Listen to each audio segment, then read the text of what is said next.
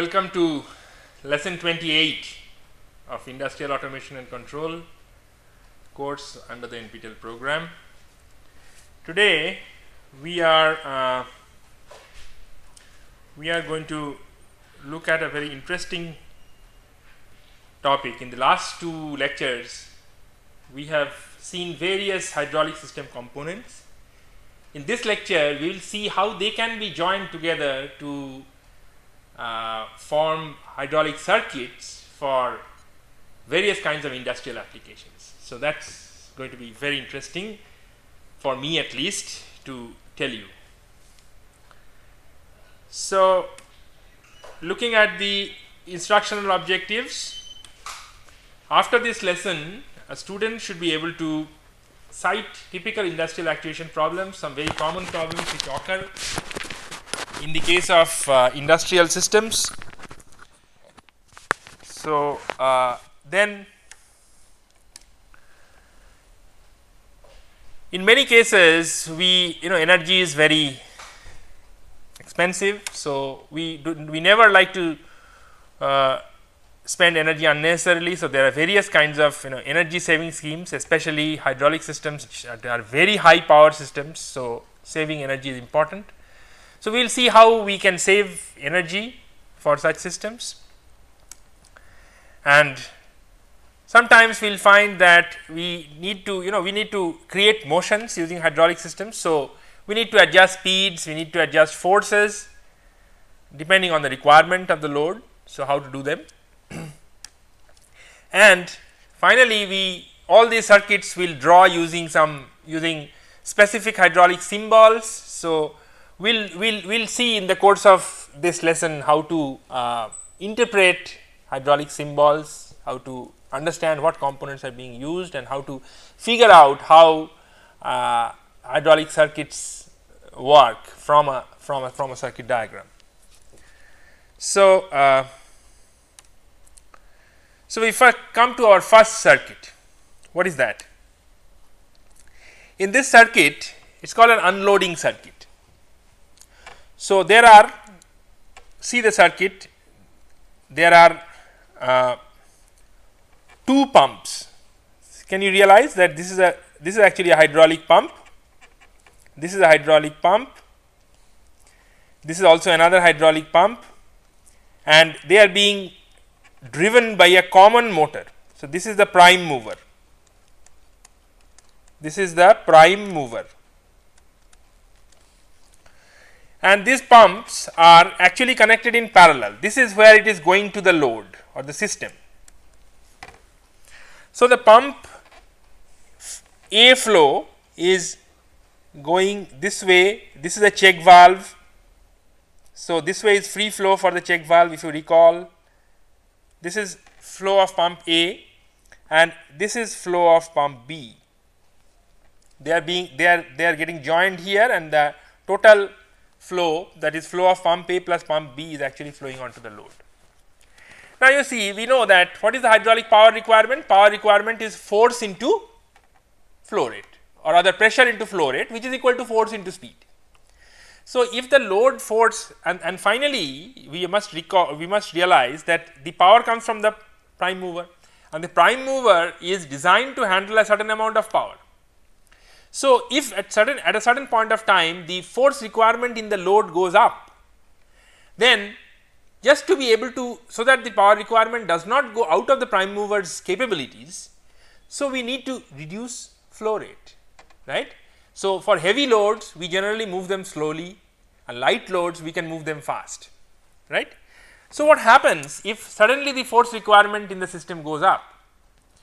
Immediately what will happen is that the pressure here will tend to go up. So pressure will go up. Now you see that there are two relief valves. This is one relief valve and this is another relief valve.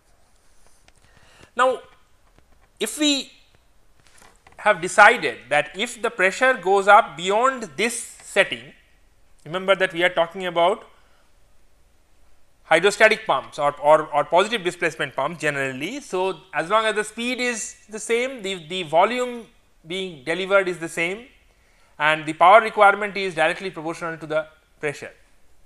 assuming that the volumetric efficiency is same, the leakage etc. are not significant. So, now if we want to the pressure has gone up because the force requirement has gone up. So, we want to reduce flow rate. So, what do we want to do? So, we have this setting of this relief valve as if the setting is exceeded at some point, then what is going to happen is that this relief valve will vent. So, the pump flow at that time, let me use a different color. So, the pump flow at that time, so this is the case for both pumps loaded. So, let me go to the other diagram, then we will be able to see the case where pump A is unloaded. So, then when pump A is unloaded, because this relief valve setting has been exceeded, so this is the flow rate of the pump, right, and this. So, this pump gets unloaded. So, therefore, the power demand on this motor reduces, and now the system is only fed from this flow rate, right. So, you see that we can unload a pump when the pressure requirement goes up to keep the power requirement. So, that if suddenly we put a very heavy load, then it will still be moved, but it will be moved slowly. This is our first example, leads to some amount of leads does not get into. Now interestingly, there is one point to mention, that what is the role of this check valve. See, when this pump is getting unloaded, then remember that this flow cannot go through this path, because this check valve is blocked. So, therefore, this pump really cannot unload through this relief valve.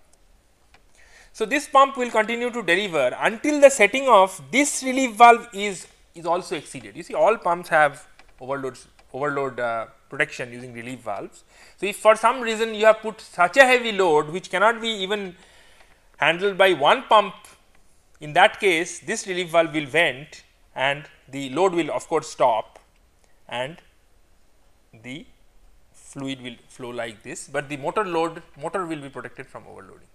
So, this is the way this circuit functions. Then we go to our next circuit. We are going to see a number of such applications. So, the next circuit is where we want to in this case what was happening is that the pump was getting, if the pressure goes up, then the pump gets unloaded.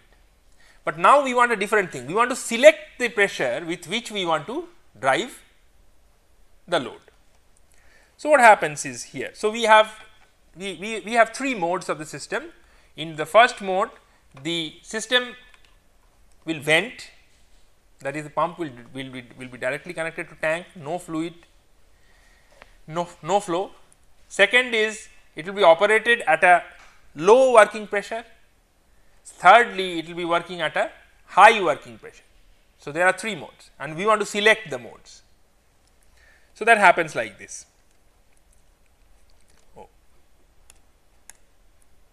So, here is the circuit first for the vent mode.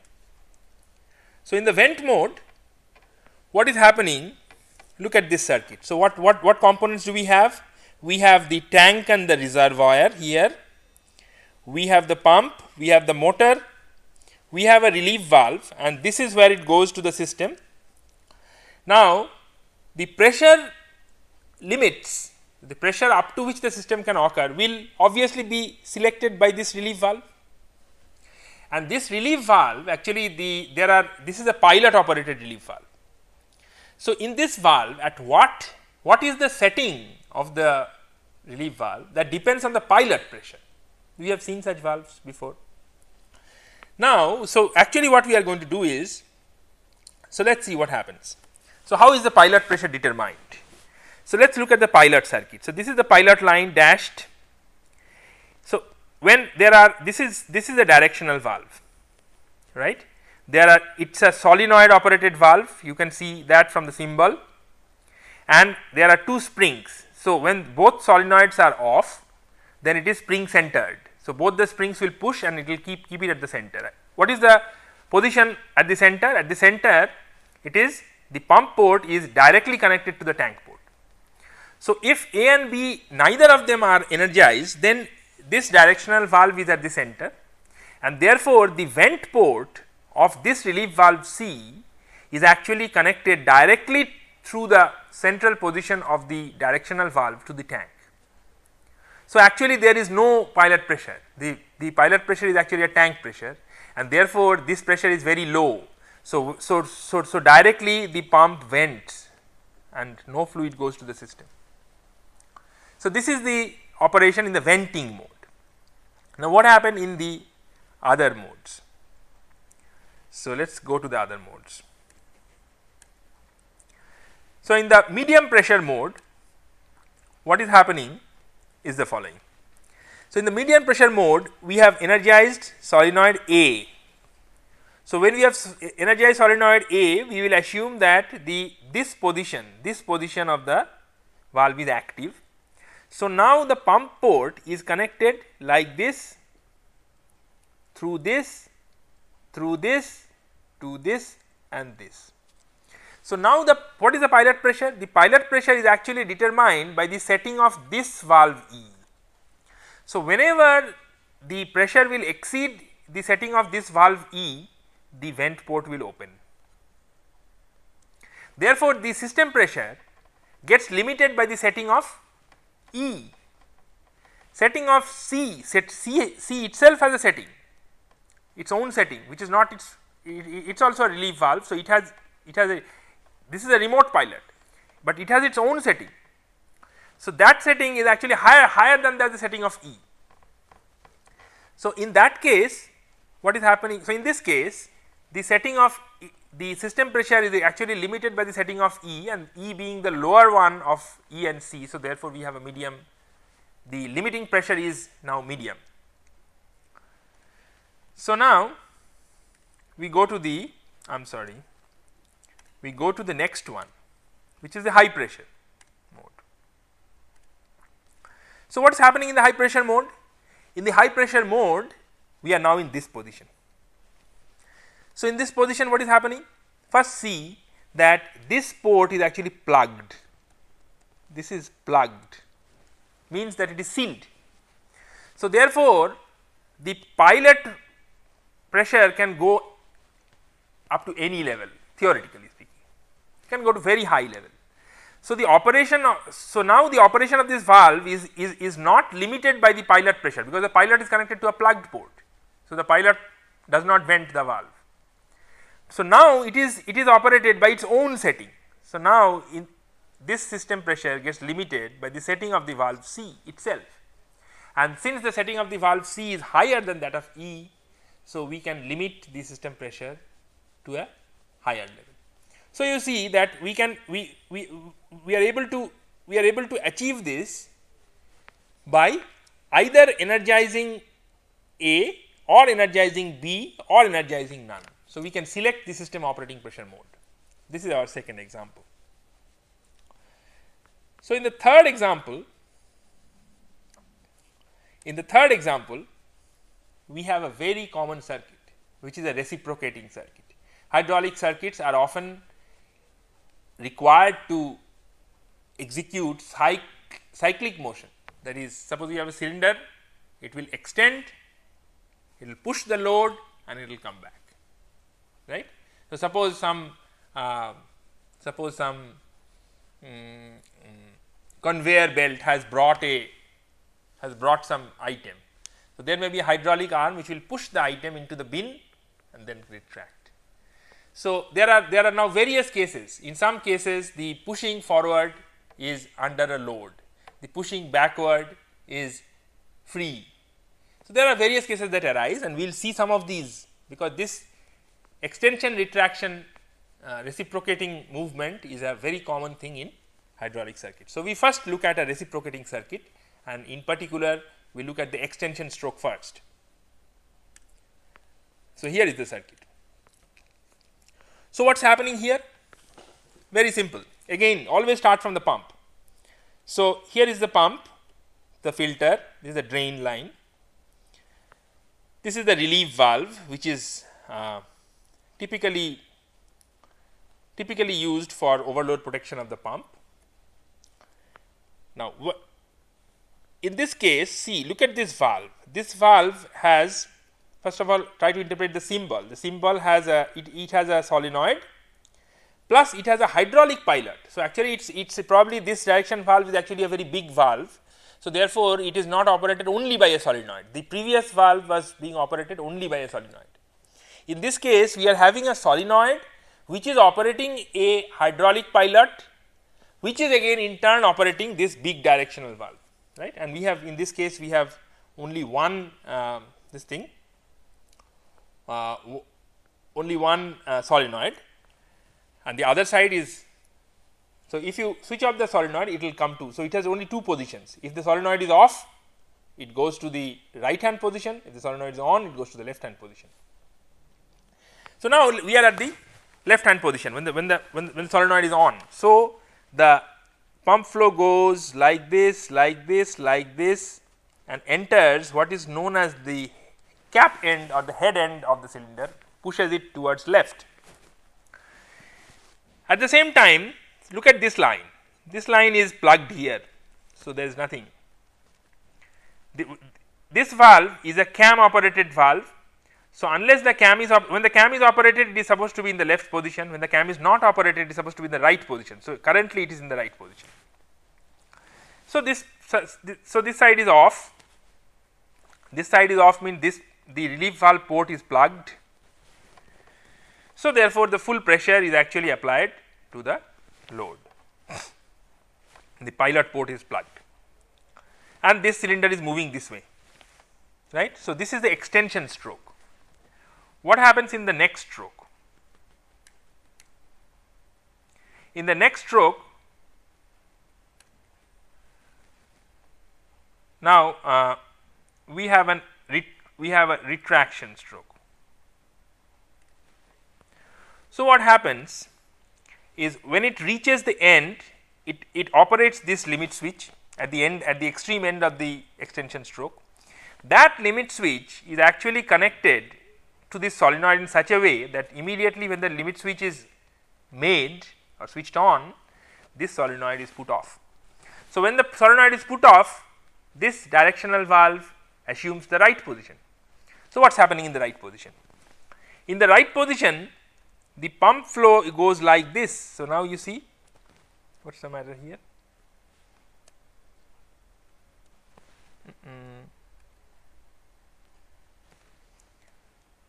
So, in the right position, the pump flow goes like this and enters what is known as the rod end of the cylinder.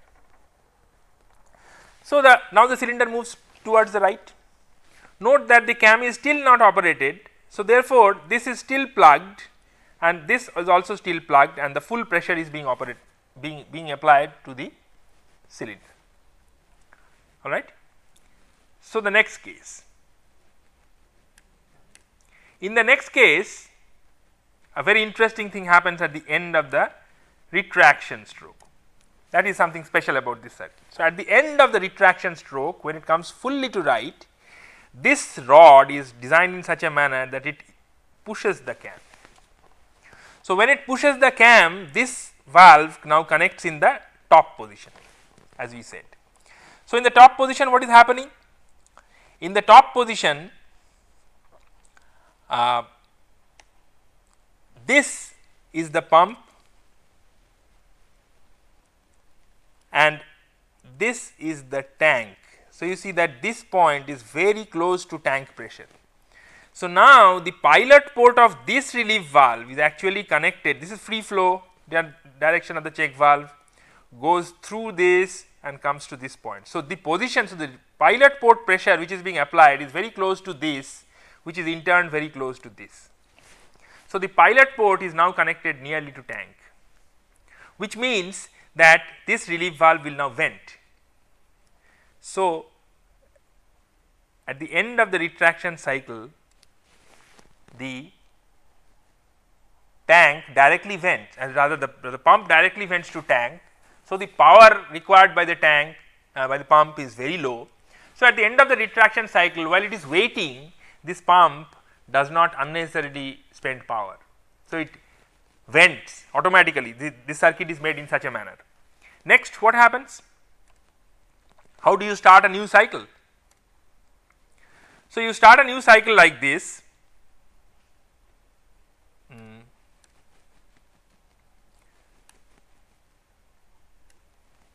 A new cycle is actually started by pressing a push button. So, this coil has to be connected in such an electrical circuit such that it can be switched off by this limit switch, as we have seen at the end of the extension cycle, and it can be switched on by a push button. So, every time you want to start one extension retraction motion, you need to switch on this solenoid. So, when you switch it on, again this shifts to the left, right. Now, its cam is made. So, this is in this position and this is in this position. So, now what is happening? Again this is connected to pump, this is pump now, this is connected to pump. So, now what, but unfortunately, so now it tries to flow like this, but this pressure is now so now you see again this port is actually, so the opposing force on the check valve is the full pump pressure. So, therefore, the pilot pressure, if this valve has to vent, then the pilot pressure has to cross this level, otherwise there cannot be any flow. So, therefore, this full pump pressure can be applied to the hydraulic cylinder and it will start to move left. The moment it will start to move left, this cam will be released, and when the cam is released, it will shift to the lower position, and again the vent port of this valve is going to get plugged and the cycle repeats. So, this is the way that this is a conventional reciprocation circuit. Only feature that has been added is that at the end of a retraction, one full extension under full power, retraction under full power, and then at the end when you reach the end of the retraction cycle, the pump is unloaded, basically to save power. So, let us look at the next example. Now, we want to do some special things, that is, we want to save. Sometimes it happens, as I said, that during the extension stroke you are actually pushing hard against a load. So, you want to do it slowly, while the retraction stroke is free. So, you want to do it rapidly, because you want to save time of the operation, right. So, let us see how we can do that.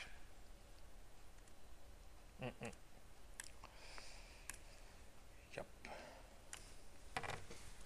So, what we are seeing here, you see, again let us identify components: pump, motor, relief valve, this is tank and filter.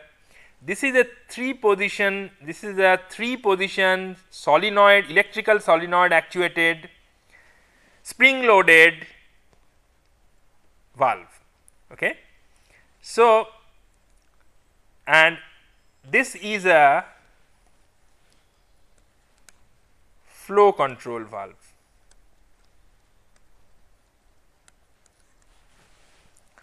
And this is again a mechanically operated valve with the property that if you operate the switch, as long as you do not operate the switch, then this is a direct short, that is, this line is open. If you operate the switch, this line gets closed, and this switch is mechanically operated by the end of the rod, right. So, you see what is happening here. The first, what is happening is, initially again when neither of the solenoids are operated, then it is centered. So, no flow, pump gets directly to tank. Next you operate it, let us say you operate the left cylinder. So, if you operate the left cylinder, then pump okay, first let us look at the advanced circuit, which is the right cylinder. So, if you connect it, then port A gets connected to pump. So, the fluid flows when this coil is energized. So, this is for extension,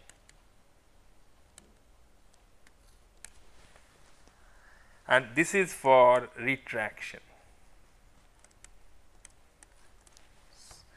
So, during the extension, when this is applied, then fluid flows into this end, it comes out of this end, and since the cam is not operated, so therefore, this is a short. So, it returns directly, goes through this, returns. So, there is hardly any resistance, direct short. So, this starts advancing very fast, that is called the rapid advance. Rapid advance. Then after a certain distance, this touches this and pushes it. So, therefore, during that time this operates and this is closed off. See, it cannot pass through this is a check valve, no flow along this. So, now the fluid is forced to flow along this. Should use a different color. So, during the forward stroke, the fluid is forced to flow along the green line, and since this is a flow control valve, so there is only a certain amount of flow possible, not more than that. So, the flow is controlled because we expect load here. So, again for power requirements we need to reduce speed. So, we are doing that by using flow control. Now, what happens when we want to have retraction? When we want to have retraction, then we will operate this solenoid. When we will operate this solenoid, then what happens is now let me choose a different color, probably the blue one. So, during retraction, now this line B is connected to pump. So, how does it flow? So, it flows through this path and this path, and this, now it flows through the check valve. This is the free direction, this is still off.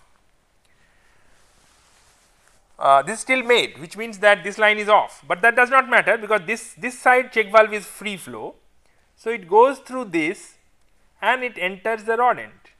So, the retraction, and from cap end it comes straight and it will go to the tank. So, during retraction all the way, because of this check valve, fluid will always flow through this and it will have a free flow path, and there will be the flow rate is going to be high. That does not matter because the load is not connected, pressure requirements are low, and the pump can with the pump flow you can very well manage, right. So, so this is what is happening, and you can obtain a rapid retraction.